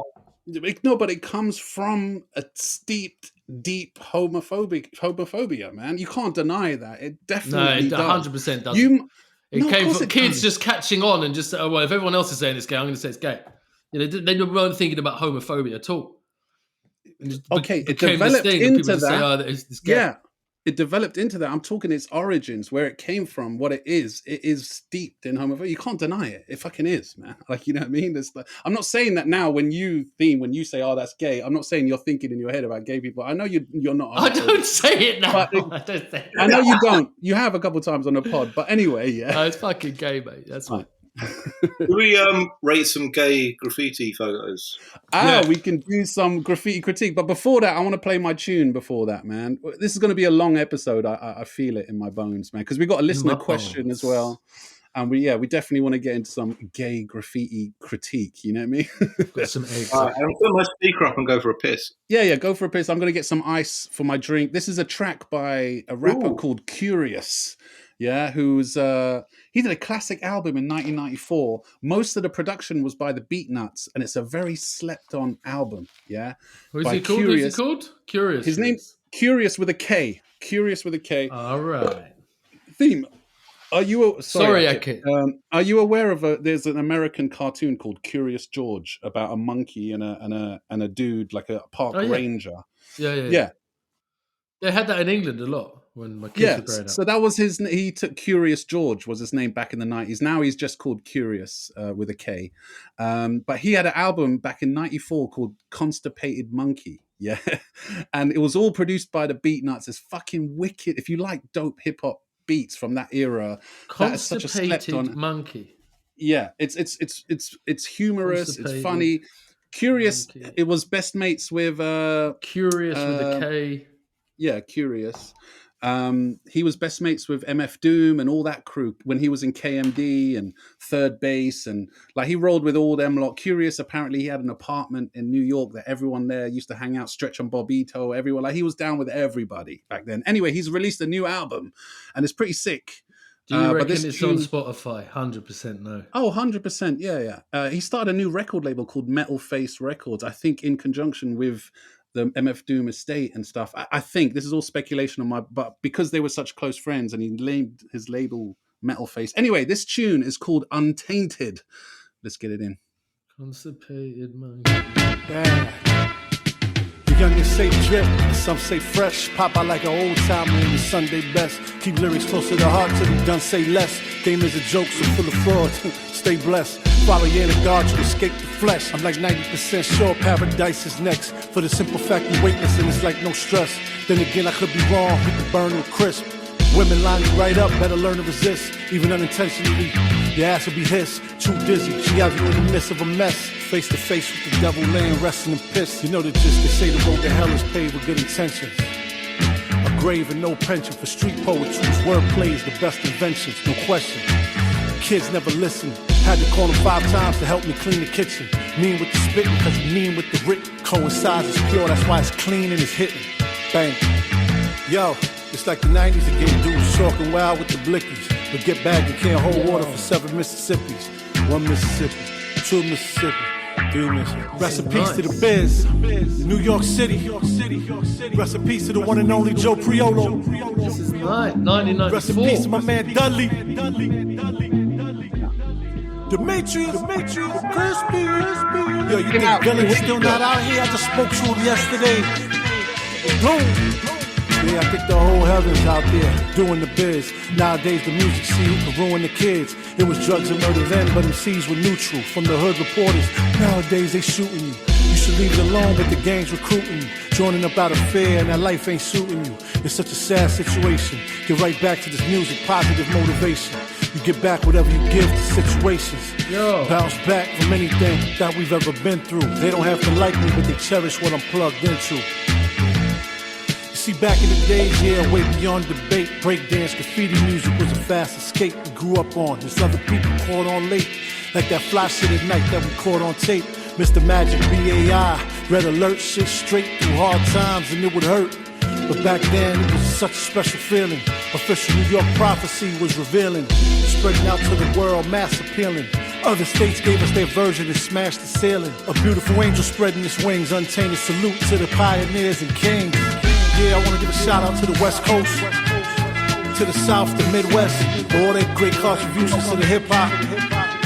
You just realize, man, this radio out here, the radio, these corporations are trying to kill us. You can't hide, man. Look at the intent. Look what they playing, man. Look what they promoting. All right, that's Kurious. I'm a big fan of that. That's dope. No, you should check it out, man. It's so nice listening to like proper hip hop. Grown man hip hop shit, man. This guy, he's been around again, like I said. But this one came out a couple of weeks ago. But yeah, the album from '94, Constipated Monkey, go check it out. Well, that one you just played came out a couple of weeks ago. Yeah, just a couple of weeks ago. There's a video online and everything. Go check that out, people, man. He's dope. Before we get into Graff Critique, I want to play the Graff letter game. But I'm going to compete. You two are going to compete. Who can chime in first? So get your WhatsApp. I see. Get your WhatsApp in front of you. I'm about to send you on the WhatsApp group. I'm going to send you the first. What letter is it now? F? F. Yeah. You ready, Make Matt? this interesting, Andy. Get a tenner out. Oh, Get a tenner out. You want to bet? Well, how much is $10 in English or £10? That's probably like $15 bucks. In the moment, £10 for $10. Fuck me. Episode 105 is a big WhatsApp group. Here we go. You ready? Yeah. All right. How many have you got? Have you got quite a few? I've got a few, but we'll keep it short. We won't go crazy. But I've sent it now, so you guys can. Frizz. Hey. I told you. I only beat him because he didn't. I got to WhatsApp before him. I told him to fucking get his phone ready. He didn't listen to me. All right. Yeah, all right. Frizz is a king. Frizz, big up my brother. I've got a voice note of him putting me in CMS. All right, sweet. So here's the next letter F. Wait, hold on. Is this a fucking race? Yes, between you funk. two. Theme got it again. It's not fair. No, that was the same time. It might be a lag. To be fair, the message has got to get across the Atlantic. It's true. That's true. So maybe it's unfair. But anyway, whatever. Let's just see who gets them first anyway. Anyway, I'm just going to not answer the next one. Let him catch up. There you go. I ain't got it yet. Who's that, bruv? That's an F. I was going to say Akit, but there's an Akit. That's your best mate, Matt. It looks like Akit, but that's your best mate, it's Matt. an F. He's going to get mad at you. Matt, he's going to get mad at you if you don't get that F right. Is it form? Yeah, it's form, yeah. Is that form? Yeah, that's form.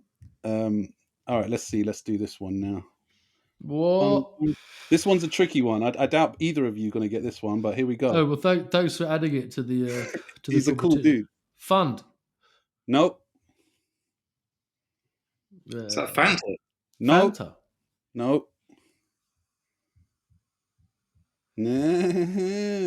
I've been living in London for like 12 years, so... Yeah, true. I've sent you the whole thing now. There you go. Check it out. That's they'll dirty fingernails. Fail. Yeah. I've been out of town for too long. Yeah, you've been out of the loop. Okay, this is an old school one. Do you like Funk's Graff? Some of the Graff he's doing now. Funk is a legend. Fucking banging, bruv. You That's got it? Figs. Figs. Boom. All right. Matt coming back. 97. Yeah, I was late. All right, here we go. Boom. Boom. I do like the way you're doing new school and old flash. That was even. That was neck and neck. Evens. All right. Okay, here. This one is a little bit more tricky. You both know. Well, I don't know if you know the guy personally, but you definitely know his Graff. Oh, yeah, you don't know nothing about it, lately. There we go. Boom. That's sent. I'm best mates with everyone there. Hefs. Hey, Hefs. Correct, Amundo. Yeah, little bargain over there. All right, one last one. Let me see. Let me get one ready. Yeah, let's go for this one. All right, boom. Here we go. Done. Sent. I like that board on the inside of the F of that Hefs. Yeah. I like that. Fabe. Yeah, Fabe. Correct. Well, you said it before the photo arrived, so I feel like this is unfair. Yeah. Yeah. Well, you owe him $10, man. Maybe $10. I'm flying over to collect my $10. Very PayPal. Yeah. All right, so let's get into a little bit of Graff critique right now. So, guys, here, I like to do a little disclaimer. Look, guys, we don't claim to be the arbiters of style. Bun your disclaimer. We don't. We are the kings of style. We've been doing it for a long time. If you want to just hear a different person's opinion on your Graff, send it in. You know what I've discovered? More people are sending it in though now. Yeah, they love it, and they send it in. They say, "Yo, please take the piss." But it's just people want to get noticed. Man, people want to be noticed. They don't care if you're taking a piss or not. There's no such thing as bad press. Just people want their things talked about. That's why we do Graff sometimes. You know what I mean? Not all the time, but sometimes. I think what's important is having the shit cussed out of you for being shit. Yeah. Because that's what we came up with, and it's what made us better. Exactly. It's motivation, people. It's supposed to be motivation. We're not trying to encourage people to stop. Yeah, we're not like attacking you personally. Yeah. Exactly. And it is subjective at the end of the day. Some of it is subjective. Some of it is very objectively shit. All right. I've sent in the first one. Someone sent in this kind of like a weird street art thing of like Pac-Man eating the ghosts, and the ghosts have an R-A-D-A and then the cherries at the end. It's all done on a wall with a roller, like high up. They've obviously done it with a stick, like on this brick wall. What are your first thoughts on that, people? What does it say? Crada. No, Rada, R-A-D-A. I don't think the Pac-Man is not a C. Well, to be honest, maybe. I can't remember, but I don't think so, if my memory serves me correctly. I think it's just... you know what? I do appreciate it. I like the retro... Fuck off. I like the retro element. Yeah. But, it gets points because it's got a little bit of a throwback. Yeah. It's I just don't count it as graffiti. No. I mean, it's still. I mean, it's obviously not legal. Well, maybe I'm wrong. It could be. Maybe they did have permission to do that, but it's like also the skill to do it on like high up on a roller to do, because there's quite a lot of intricate things there. Even though it's done in like a 16-bit style or 8-bit style, so they've used the bricks to help them, keep it even. Yeah. No, I do. I do appreciate it. I chatted to Theme about... But like the way you can appreciate a good fucking morning shit. Yeah. You know what I mean? You can appreciate things like that. Yeah. And I did say, Matt, what do you think about this for an episode? Yeah, I wanted to get in touch with someone who's famous for doing roller paint. So like someone like Man or Helch or one of them boys, and going to a site with them, and then me attempting a high up roller job and then interviewing them while I'm doing it. They can kind of like school me on how to do it while I'm doing it. And then I reckon that would make for a sick episode, man. But anyway, we'll see if we can get that done. Shout out to Helch, man. We're all in the same crew. Oh yeah? Which crew is that? DCI. E-T-I? DCI. Oh, DCI, of course. Helch, salute. All right, let's go into some more Graff critique. Shout out Rada for sending that in. Wait, you said Man's in DCI? No, Helch. Yeah. All right, people, keep sending in your Graff for us to critique. All right, here we go. Let's do this one. All right, there you go. Boom, it's sent. Do Do you want to describe it for us? Describe it, theme, first for the listeners. I'm just trying to clock, but bruv, I can't get over seeing the word Brock. Yeah, there was a Brock FLS back in the day. From West London. For me, it had like that was like he was proper local around me, so even more for me. I would say this is constructive criticism. Yeah.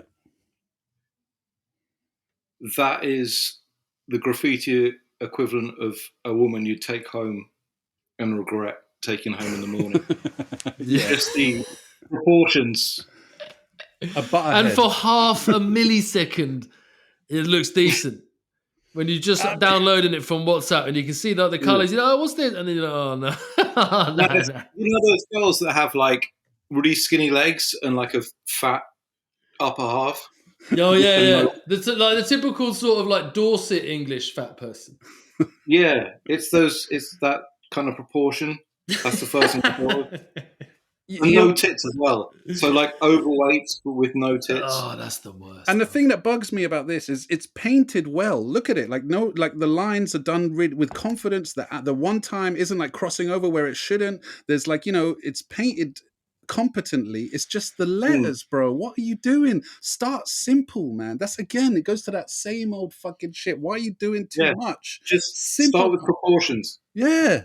You can't have an O all skinny like that on the left-hand side like that, and the two legs of the R looking like they got fucking 70s flares on. And then having a massive Kobe Bryant K, tall as dick next to your O, which is stretching out to meet it.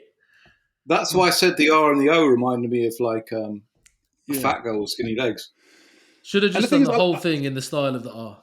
And like the camo kind of green and blues kind of go. It looks cool. The color selection is nice. You know what I mean? The shadow is pretty much in proportion. The one time is all clean and nice. It's just the letters look disgusting. But can I just say? Look at the reach. Look at the K of the. Have the chrome reach underneath. It's so fucking underneath. Oh, is that Brock? Yeah. Oh my days, bro! Look at the R and the K. And we've said into an E. The what? They turn that K into an E. They turn in the tag. In the tag, yeah. And yeah, it's just it really disappoints me when I see this. When this person has potential, but they're just doing too much. They think. Can I just say? You see, I couldn't see that E for 5 seconds, but when I see the E, I'm like, oh, he's got an E. He's got like two doodads to the left and the right. It's like a proper Matt's style of I is much better than mine. I'm just looking at it going, what does he mean E? Then I see an E, which would, if he'd have done it in that style, that's like an actual stylish E. Do you know what I mean? And I couldn't even pick it up. Matt straight away zones in and sees like this different style. I'm like, oh yeah. Couldn't even see it like that. It's got potential though. Yeah, that's what I'm saying. It's potential. Just simplify it. Trust me, you're not. No one's like you can just see the train of thought. They were like, okay, I can paint, I can do these things. I'm gonna make my letters look really funky. But like, you have no idea about negative space. You have no idea about style. You have no idea about none of the fundamental things. You can paint, and you're neat, and you got nice colors. That's one thing Fred taught me like a long time ago. Like in like 1995, I was trying to do wild style stuff. And he was doing just straight letters. Yeah. And he was like, learn your basics. Don't run before you can walk. You do an outline, and you have to have a couple of go-to outlines when you're doing a legal graph. And then those outlines, you do them the same, but every time when you do them loads and loads and loads of times, you then start to understand where the bits come off even better and make it look good and shit. Yeah. But it's still locked in because you're doing it all the time. And then you see the person evolving in their style and you're like, oh, right, now he's starting to do these bits there. It's better and better. I go to like drunk illegal dub. Yeah. Everyone's probably seen it, knows what I'm talking about. But when I've got some time to spare, that's when I can. Then you elaborate a bit more. But we built, that's the thing. You can't build a house without a strong foundation, man. You know what I mean? And that's it. The foundation is learning proportions and how to do straight letters. Once you've learned how to do that, then you can fucking experiment and try different things out. But don't run before you can walk. I've sent the next one over now. So, but big up Brock for sending that in. Huh? Is it line? Yeah, describe it. Describe it for us, Matt. What can you see there? The new one I just sent you. I think that's an L. Yeah. What The colours? I and the M, but I don't know if that's an S or I don't know what that is going on at the end of it. Yeah. Oh shit! Yeah, I was first seeing it as an S, but now I'm like, what? It's not.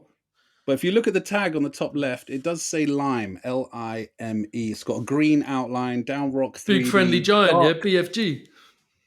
Download. Yeah, I mean, I'm not a fan of the colours. Yeah. They're not working well together. I like the dark fill with a light outline, but yeah, this one is similar to the Stacks one we did, I think, last episode of the week episode before, with the orange fill with the green outline. The difference between the colours weren't enough for it to stand out. Yeah. You know, and this one, like you said, the E gets lost in it. And also the shape of the E compared to the other three letters is doing too much. It's a lot simpler than the Brock before. So hats off for that. He's kept it simple, and they're not offensive, the letters. Don't get me wrong. But yeah, the colours, because I kind of like that fill with the purples and the light purple and the dark. The light purple is like horrible against that green. Yeah, the green is a bad choice of green. Yeah, you're offended by the green outline. Fair enough. But some people got to work with. Just confused about the E. Yeah, it's like look how the L's start. The L's like a floater. It's like properly in the middle of the wall, and the E's just like. It's doing too much. I don't know what that thing is on the end of the E. Yeah, it's just a round circle. That's what makes your brain and eyes sometimes tell you it's an S for a second, but you got to remember it's got that cut in it. Yeah, well, Lime, rate you, big respect. The L's but don't right. do The that. L's all right, man. Don't do that big circle on the end anymore. Yeah. Another thing quickly about the fill-in, yeah? Okay, at first glance looks cool, but now I'm zooming into it. There's some bits of it that look like he did on purpose, and some bits where I don't know what the fuck he was thinking, just like literally randomly spraying on the wall, just doing bits and bobs here and there. The overall balance is okay, I guess, but some of these dusty dots going around, I don't know. I just think if you did them with a bit more dusty dot cotton, intention, yeah, it's very dusty. If you did it with a bit more intention, but that will come through time. You know what I mean, Mr. But Lime? we never know. Maybe he done it in 5 minutes. Nah, that one he put some effort into it. You can see with the white and the fading around the white. Like the guy's, it's a legal wall as well. You can tell. Personally, like I would have not let that light purple contact that light green. I would have made the black. The bottom of the M and the into the E and that where it goes. It gets lost a bit. Gets lost. That's it. Yeah, big up Lime. Yo, shout out Lime. Thank you for sending that in. Just big up better colours. Lime, better colours next time. You know what I mean? Should we do one more? Yeah. Sure. All right. Okay. Let me find one. Hold on. Sorry, guys. Because we get a lot of messages of people saying, "When are you going to do my one?" Yeah, I know. I just like I've just got like a whole heap here. I just kind of just randomly. All right. This one is a sketch. It's not a wall.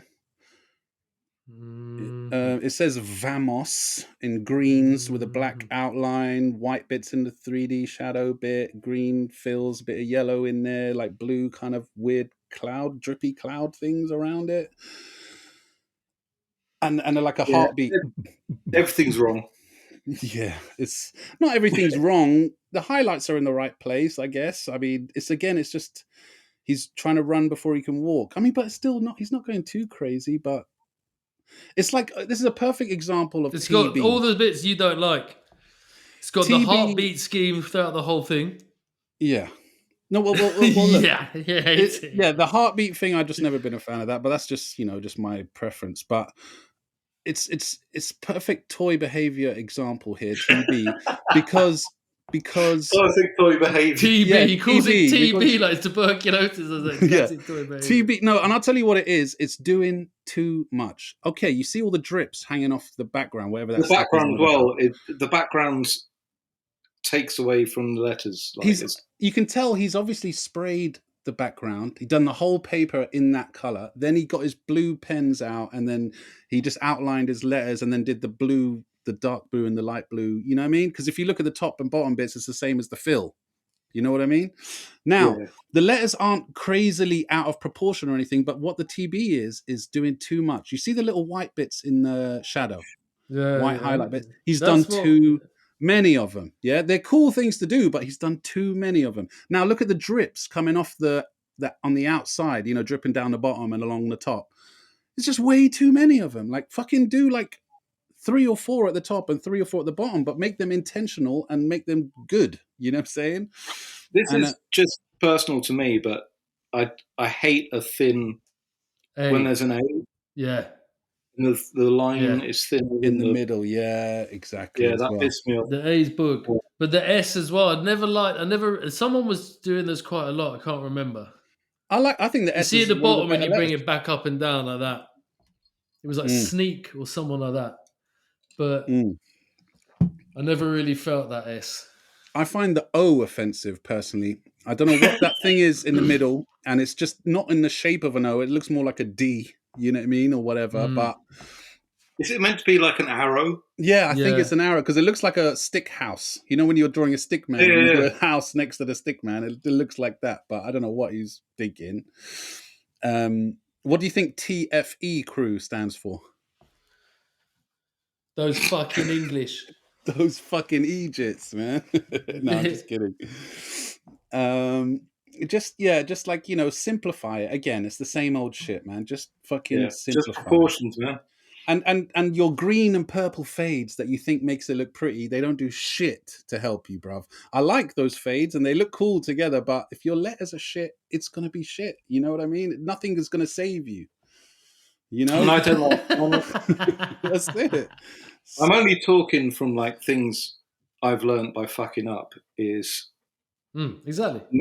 Make the piece stand out from the background. When you have like those colours on the piece and the same colours in the background, everything just blends into one thing. Yeah, as well. Yeah, exactly. But again, all the stuff I'm saying against all these stuff we've chatted about and on previous episodes, I did all of this shit. We all did all this stuff back in the day. We all got cussed for it as well. So it's just, I just want to reiterate that point. You know what I mean? I got my sketchbook jacked off me at Ravenscourt Park Station and opened and ridiculed. And who the fuck are you, you fucking pussy? And then they dashed it onto the Piccadilly tracks.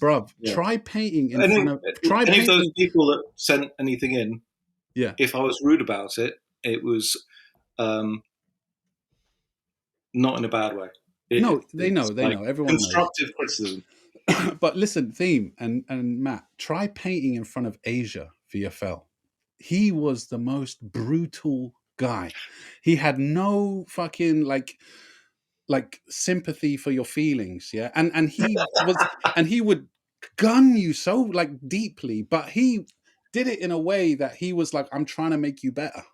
Yeah. But he would gun you sitting there in his Nike Air Jerusalems. He'd always wear fucking slippers, not slippers, but like a fucking sandals in the Grundy, like full of bird shit everywhere. And he's just like, his big toe is like covered in pigeon shit and shit. And he's the first big writer I met.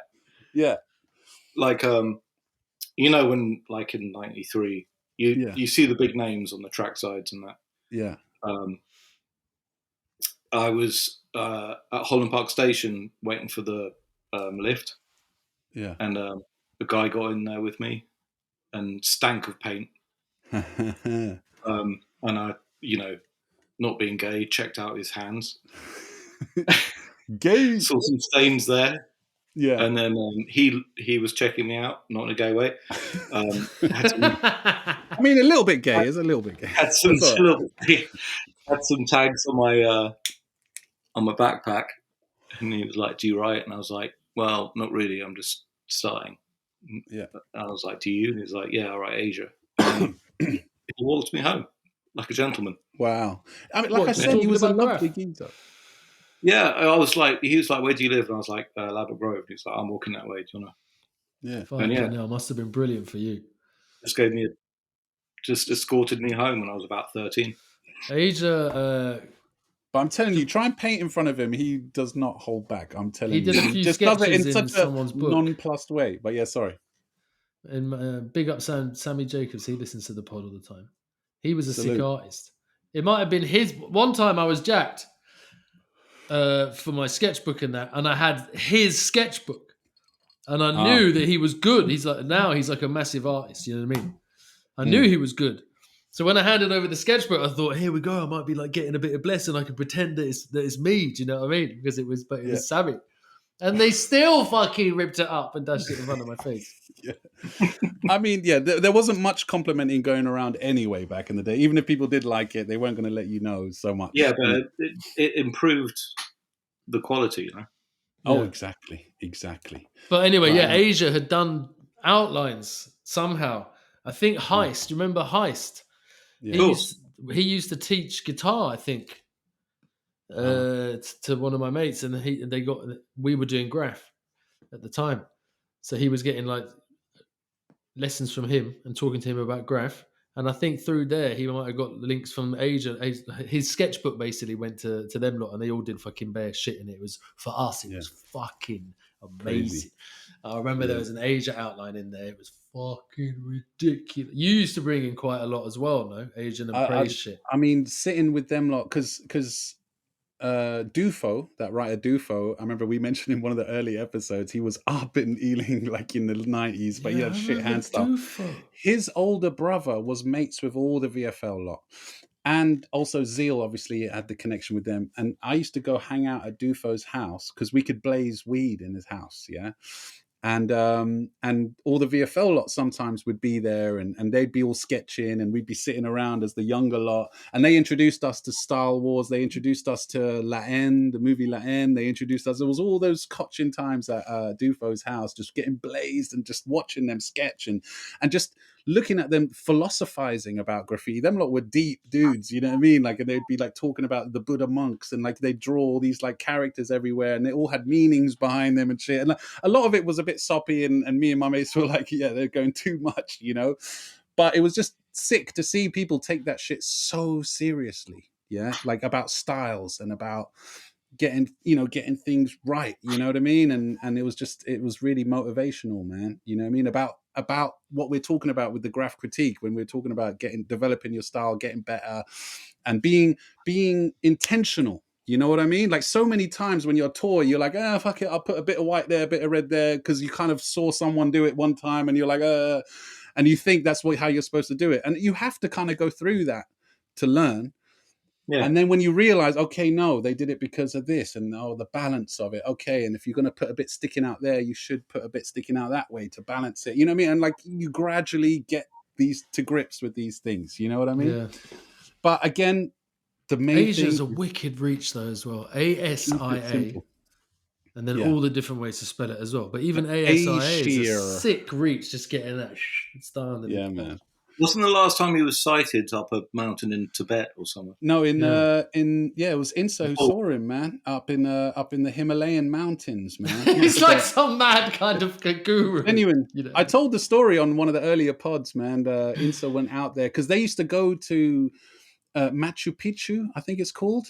And you can go up there at a certain time of year when they do the crops for all the weed, and they create hash out of all the weed. And so you just go there, spend a month there, just like helping the farmers crop the hash, and you just get fucking blazed. And so they went up there one year, and they got to the town. It was like 3,000 feet up. You know what I mean? It wasn't at the top of the mountain, but it was pretty fucking high up.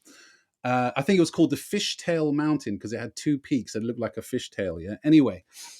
And he went into the first bar that he went into. It was like a cafe bar type thing. And the front of the bar had been painted. And it looked like one of Asia's characters, the women characters with the long hair and shit like that. And Insta looked at it and instantly recognized it, went up to the barman and go, hold on, who painted that? Yeah. And he goes, Asia painted it. And he was like, fuck off, Asia painted that. And he was like, where is he? Is he here? And he was like, yeah, he lives around the corner. He told him where he lived. And he went round there, and apparently Asia had met a young lady there, not young, but like a lady there. And they were like, he was living there at the time, and they ended up doing a couple of paintings and stuff. I'll try and get the pictures from Insa, and I'll put them up here. But that was the last time anyone saw him. His brother still lives in London. There's contact through his brother to get to Asia, apparently. Again, I don't know. It's been a long time. A long, long time, man. Get his brother to get him to do an Asia outline in pencil and just take a photo and ping it to the arms house. I wish. My friend got hit by lightning in that spot. Which really? Not that spot. Like up a mountain in Nepal. Do you know Maddie? Do you know Gemma Rogers? Gemma, of course, yeah. I did hear about that. Yeah, she got hit by lightning. Yeah, she's an amazing singer, by the way. She's working on her music and stuff. She's really cool. taken off. I think she was like in a hut, and she reached up to like pull some socks off a drying line, and just like got struck. By lightning. Fucking way. Mental.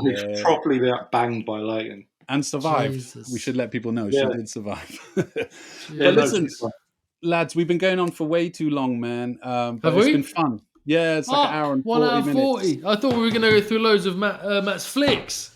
Well, like I said, the conversation was flowing and it was really cool. I'll just put sporadic images along, for the people watching, just so people can see some of the stuff Matt has sent me. But like you said, Matt, a lot of your stuff is, you said that you started running out of space to put all the photos. So to kind of conserve space, you were cutting round the photos and sticking them in photo albums and laminating them. So it's hard to take pictures of them without getting a glare from them. But thank you, though, for taking time. And obviously in the next... We could do a part 2 or part 3. Yeah. But it's been a pleasure, brother, man. And we miss you, man. Next time you're in London, make sure you hit us up. Let's get some painting in maybe and just chill, whatever. You know what I mean? The tune I picked was because I mentioned this in the last time I was on, how samples we recognise from hip-hop tracks in the 90s, if you go back and find the originals, they're just as good. I mean, they're nice. That's the beauty of hip hop for me. I'm not going to go into a too deep thing, but you just opened Maddie's encyclopedia of Graff. Like initially, this is a good one. Like people would instantly recognize it. Oh, this one, it's been sampled. A lot of people won't realize like that was a track before it was that track. Oh, I forgot to say, 6 steps. Matt stepped on a corpse. I did step on a corpse. Oh shit! Do you want to? How bad is that? Jumping over walls and then you land, stepping on a corpse. Did it break your fall? No, he kind of cushioned it. Okay, yeah, nice. Backgrounds. I jumped over a wall to take a shortcut and landed on a corpse. Did you call the police? Huh? Did you call the police and report it? I was going to. There was a bunch of people like standing around. Oh, but like paying no attention. But what if they find the body? Yo, this guy's dead. But what if they find the body? I was like, yo, is this your boy? I have to speak a little bit American to be understood. Yeah. I was like, yo, it's your boy. Hey, yo, it's your man's right here, man. It's your man, son. And they were like, yeah, he's just sleeping. And I was like, I think he's permanently sleeping. And sleep is the cousin of death, son. So. Yeah, someone had called someone because I've called the authorities.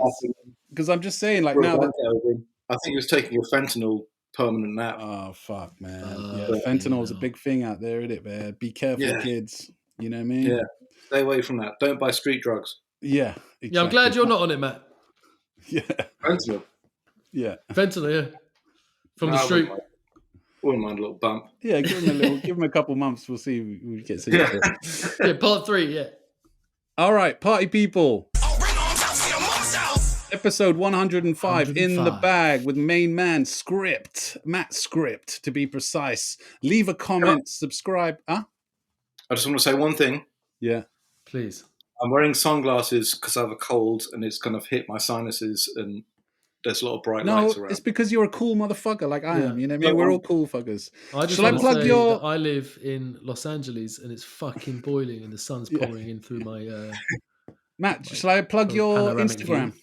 Should I plug your Insta? Yeah, go for it. Yeah, okay. I'll put the Instagram down below. Go check out Matt and all his adventures.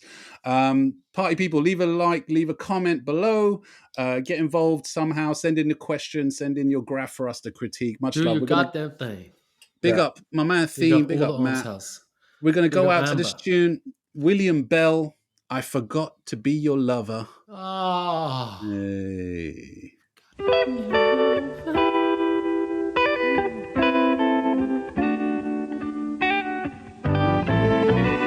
Worst comes to worst, my people come first. Have I told you lately that I love you? Well, Well, if I didn't, darling, I'm sorry. Jesus Christ! Did I reach out and hold you in my loving arms? Oh, when you need me. Now I realize that you need love too, and I'll spend my life making up to you. Oh, I forgot to be your lover. Arms house to your mum's house. And I'm sorry, I'm so sorry. Have I taken the time to share with you all the burden that love is there? Again, last chance, people, to buy a t-shirt. T-shirt. T-shirt. More superior wear. The link is below. Last opportunity. This is designed by actually Ilan. the last Yeah. chance. Yeah, the Yeah, last chance. boy. Oh, I've been working for you, doing all I can, but work all the time didn't make me a man. Oh, I forgot to be your lover, and I'm sorry, I'll make it up to you somehow, baby. I forgot to be your lover. Gonna make it up to you somehow. Oh, I'm sorry, baby. People do a chicken sound, they just start going straight into. This is not how a chicken sound works, bro. No.